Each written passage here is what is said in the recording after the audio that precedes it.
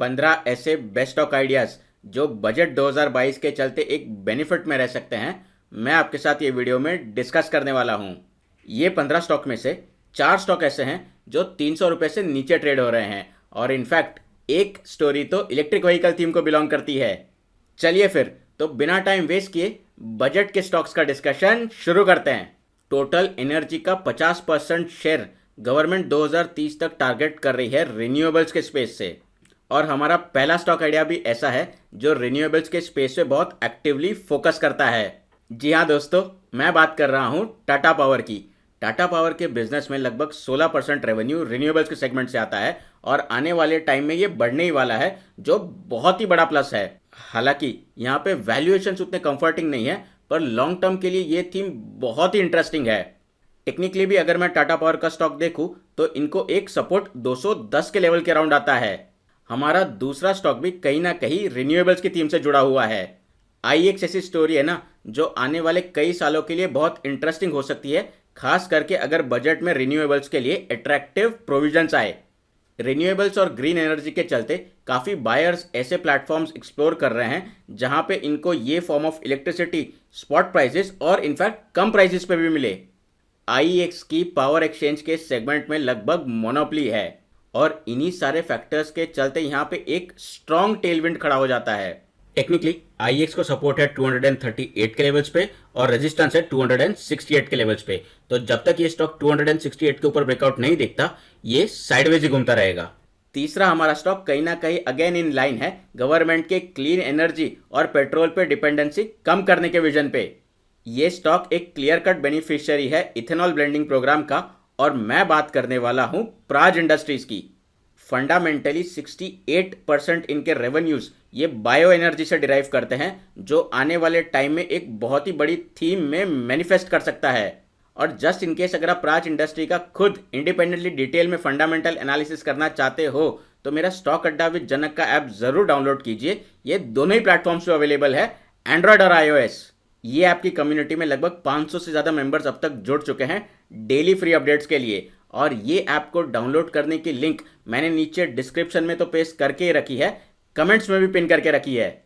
और अब अगर मैं बात प्राज के टेक्निकल लेवल्स की करूं तो ये स्टॉक बहुत ही स्ट्रॉन्ग बुल रन में है। इसको एक क्रिटिकल सपोर्ट है अराउंड द लेवल्स ऑफ 380, और दूसरा मेजर सपोर्ट इसको मिलता है अराउंड द लेवल्स ऑफ 310। अब बात दोस्तों ऐसे कुछ स्टॉक आइडियाज की करेंगे जो बजट में रूरल और एग्री फोकस होने के चलते बेनिफिट में रह सकते हैं। किसी भी तरह का एक्स्ट्रा प्रोविजन बजट में रूरल फेसिंग स्टॉक्स के लिए अपने आप यहाँ पे एक बड़ा कंजम्पशन ट्रिगर कर सकता है। ये कंजम्पशन के फिनोमिनन का एक स्टॉक की बेनिफिशियरी रह सकता है, और वो है hero MotoCorp. Technically hero MotoCorp एक बहुत ही बड़ा अंडर परफॉर्मर रहा है 2021 का। हालांकि अब ये अपना बॉटम बना चुका है 2300 के अराउंड, और यहाँ पे एक पॉसिबिलिटी दिखाई देती है ट्रेंड रिवर्सल की।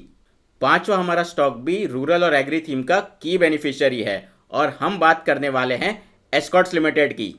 एस्कॉर्ट्स लिमिटेड मेजरली ट्रैक्टर्स के बिजनेस में है, और बजट में कोई भी प्रोविजंस एक्स्ट्रा एग्रीकल्चर के लिए ट्रिगर कर सकता है एक बेटर ट्रैक्टर सेल्स आने वाले टाइम में।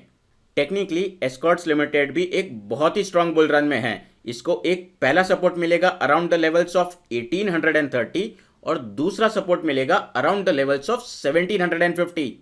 ये दोनों ही सपोर्ट टेक्निकली मैंने पिवट पॉइंट के थ्रू निकाले हैं, और अगर आप बेसिक या स्टार्ट से end to end technical analysis सीखना चाहते हो तो स्टॉक अड्डा विद जनक का ऐप जरूर डाउनलोड कीजिएगा। हमने अब तक ये थीम में एक टू व्हीलर स्टॉक की बात की, एक ट्रैक्टर के स्टॉक की बात की, पर ये दोनों में पता है कॉमन क्या है? वो है टायर्स। हमारा अगला स्टॉक आइडिया भी ऑफ रोड टायर्स में एक्सपर्टीज रखता है, और मैं बात कर रहा हूं बालकृष्णा इंडस्ट्रीज की। फंडामेंटली बालकृष्णा टायर्स एक बहुत ही साउंड प्रोपोजिशन है, और यहाँ पे एक एग्री फोकस्ड थीम के चलते बजट 2022 के बाद अपने आप एक टेलविंड आ सकता है। टेक्निकली भी अगर मैं प्राइस एक्शन का यहाँ पे कॉन्सेप्ट लगाऊं तो एक सपोर्ट जोन फॉर्म होता हुआ दिखाई दे रहा है 2250 से लेके 2300 तक। तो ये इसका ब्रॉडली एक सपोर्ट जोन है। इंफ्रास्ट्रक्चर एक ऐसा सेगमेंट है ना जो बहुत ही फोकस में रहा है गवर्नमेंट के, और किसी भी इंफ्रास्ट्रक्चर की ग्रोथ का बैकबोन होता है रेलवेज। रेलवे से जुड़ा हुआ ये स्टॉक जिसकी हम चर्चा करने वाले हैं ये है आईआरएफसी। आईआरएफसी का एक डिटेल में हमने डिस्कशन किया है दोनों प्रोज एंड कॉन्स के साथ साथ, तो वो वीडियो ज़रूर चेकआउट कीजिएगा। बहुत ही डिटेल में हमने बात की है। इनफैक्ट टेक्निकली भी अगर मैं देखूं तो IRFC को एक स्ट्रॉन्ग सपोर्ट है 23 के अराउंड, और इसको एक स्ट्रॉन्ग रेजिस्टेंस मिलता है 26 के अराउंड। ये दोनों लेवल्स के बीच में ये कंटिन्यूअसली साइडवेज ही फिलहाल तो घूम रहा है। तो यहाँ पे अपसाइड की संभावना तभी बनती है जब ये अपने रेजिस्टेंस को डिसाइसिवली ब्रेक करे। हम बजट में अगर इंफ्रास्ट्रक्चर के स्टॉक्स की बात करें और सीमेंट को नज़रअंदाज कर दे, ये कैसे हो सकता है? सीमेंट पैक से मुझे एक स्टॉक बहुत अट्रैक्टिव लगता है, वो है अल्ट्राटेक सीमेंट्स। सीमेंट प्रोडक्शन का इनके पास 26% का मार्केट शेयर है और ये कंपनी पैन इंडिया प्रेजेंस रखती है, और सीमेंट कंपनीज के लिए रीजनल प्रेजेंस होना बहुत बड़ी बात हो जाती है दोस्तों। अगर मैं अल्ट्राटेक सीमेंट्स का टेक्निकल एनालिसिस भी करूं तो इसको एक स्ट्रॉन्ग सपोर्ट फॉर्म होता है around the levels of 7100। Infrastructure से बहुत ही क्लोजली लिंक थीम है हाउसिंग की, और हाउसिंग भी एक ऐसा सेक्टर है ना जो बजट में फोकस में रह सकता है। गवर्नमेंट के हाउसिंग फॉर ऑल थीम के चलते कई ऐसे प्रॉक्सी सेक्टर्स हैं जो की बेनिफिशियरी रह सकते हैं, और एक ऐसा ही स्टॉक मैं आपके साथ डिस्कस करने वाला हूं जिसका नाम है Polycab. Polycab mainly cables, wires और FMEG के बिजनेस में है, और फाइनेंशियली बहुत ही साउंड प्रोपोजिशन है इसका। टेक्निकली भी फिबोनाची रिट्रेसमेंट के कॉन्सेप्ट से मोर और लेस ये स्टॉक सपोर्ट लेता है अराउंड द लेवल्स ऑफ 2280। और जस्ट इन केस अगर आप चाहते हो कि मैं रेगुलरली हमारे ऐप पे बजट से जुड़े हुए अपडेट्स शेयर करूं, तो मुझे बताइए नीचे वाला वो लाइक बटन दबा के। मेक इन इंडिया प्रोग्राम, आत्मनिर्भर भारत और डिफेंस प्रोडक्ट्स के इंडिजिनियस प्रोडक्शन के चलते दो ऐसे स्टॉक्स हैं ना जो क्लियर कट बेनिफिशियरी रह सकते हैं। ये दोनों स्टॉक्स में से सबसे पहला है एमटार, जो डिफेंस के साथ साथ क्लीन एनर्जी में भी बिजनेस प्रेजेंस रखता है। टेक्निकली एमटार को दो तरह के सपोर्ट मिलते हैं। एक तो स्टैटिक सपोर्ट ये स्टॉक को मिलता है अराउंड द लेवल्स ऑफ 2100, और प्राइस एक्शन के कॉन्सेप्ट अगर मैं यूज करूं तो इसको एक ट्रेंड का भी सपोर्ट मिलता है। दूसरा हमारा स्टॉक आइडिया जो डिफेंस से जुड़ा हुआ है वो है डेटा पैटर्न्स, और ये डिफेंस इंडस्ट्री के लिए इलेक्ट्रॉनिक प्रोडक्ट्स बनाते हैं। एक रीसेंट लिस्टिंग होने के कारण इनकी एक लिमिटेड टेक्निकल हिस्ट्री है, और कुछ भी डिसाइसिवली कमेंट करना यहाँ पे बहुत डिफिकल्ट हो जाता है। अगले जो हम 3 स्टॉक डिस्कस करने वाले हैं ये एक क्लियर कट बेनिफिशियरी रह सकते हैं किसी भी एडिशनल प्रावधान के, फार्मिंग या एग्रीकल्चर से रिलेटेड, अगर वो बजट में आते हैं तो। ये तीनों ही एग्रोकेमिकल इंडस्ट्री से जुड़े हुए स्टॉक है, जिसका नाम है सुमितोमो केमिकल्स, PI इंडस्ट्रीज और हिरनबा। हालांकि टेक्निकली सुमितोमो केमिकल्स का शेयर अभी उतना स्ट्रांग नहीं है और ये साइडवेज चल रहा है। इसको एक सपोर्ट मिलता है around the levels of 360।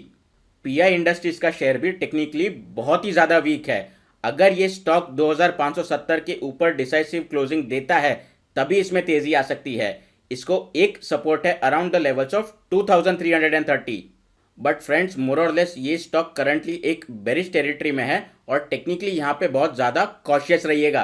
हिरनबा industries का भी स्टॉक ना मोर और लेस IPO की लिस्टिंग के बाद साइडवेज ही घूमता रहा है। हालांकि जो यहाँ पे अच्छी बात देखने मिलती है ना वो ये है कि इसको एक सपोर्ट मिलता है अराउंड द लेवल्स ऑफ 690, और यहाँ पे एक minor cup and handle pattern form होता हुआ दिख रहा है। अब यहाँ पे ये सवाल आएगा कि ये exactly cup and handle pattern काम कैसे करता है।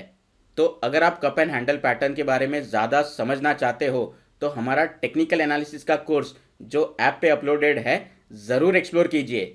बजट का डिस्कशन हो और कोई स्टोरी इलेक्ट्रिक व्हीकल थीम को ना बिलोंग करती हो, ऐसा कैसे हो सकता है? गवर्नमेंट बहुत ज़्यादा एक्टिवली पुश कर रही है इलेक्ट्रिक व्हीकल की इकोसिस्टम का डेवलपमेंट, और बजट और कोई भी पॉलिसी बहुत अच्छा माध्यम देती है। इलेक्ट्रिक व्हीकल्स या उससे जुड़ी हुई कंपनीज को कई इंसेंटिव्स, टैक्स रिबेट्स वगैरह मिल सकते हैं बजट में। तो नो डाउट एंड प्रोडक्ट वाली कंपनीज इलेक्ट्रिक व्हीकल्स की तो फोकस में रह ही सकती है, पर ऑटो एंसिलरी एक ऐसा स्पेस है ना जो बहुत एक्साइटिंग लगता है। ऑटो एंसिलरी की स्पेस में एक ऐसा क्लियर कट बेनिफिशियरी है इलेक्ट्रिक व्हीकल की थीम का, और वो है सोना कॉमस्टार। हालांकि सोना कॉमस्टार के वैल्यूएशंस मुझे हायर साइड पे लगते हैं, पर ये बहुत ही इंटरेस्टिंग स्टोरी है इलेक्ट्रिक व्हीकल्स की। सोना कॉमस्टार का टेक्निकल एनालिसिस करने से पहले एक डिस्क्लेमर, ये वीडियो या एनालिसिस किसी भी तरह का रिकमेंडेशन नहीं है, ये सिर्फ और सिर्फ एजुकेशनल पर्पस के लिए है। So please consult your financial adviser before any investment decisions. Technically Sona Comstar अब थोड़ा सा वीक टेरिटरी में जा चुका है जब उसने अपना एक इंपॉर्टेंट सपोर्ट 640 ब्रेक किया। अब उसको अगला सपोर्ट मिलता है अराउंड द लेवल्स ऑफ 580। सोना कॉमस्टार की तरह ही 10 ऐसे इलेक्ट्रिक व्हीकल्स के स्टॉक मैंने डिस्कस किए हैं ये वीडियो में। और अगर आप इलेक्ट्रिक व्हीकल्स की थीम पे बुलिश हो तो आपको ये वाला वीडियो ज़रूर चेकआउट करना चाहिए।